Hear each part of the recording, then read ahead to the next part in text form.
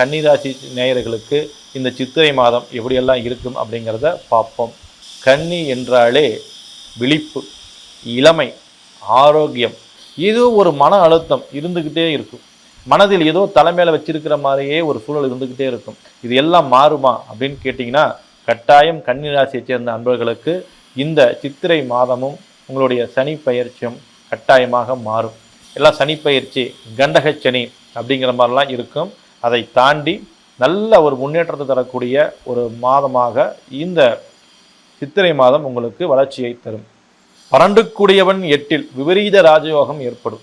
உபத்தொழில் ஒன்று கட்டாயமாக அமையும். அந்த உபத்தொழிலில் நல்லா உங்களுக்கு வெற்றிகளை ஏற்படுத்தி கொடுக்கும். மிகப்பெரிய வெற்றிகளை பெறப்போகிறீர்கள். இந்த சித்திரை மாதம் பல மாற்றத்தை சந்திக்க போகின்றீர்கள்.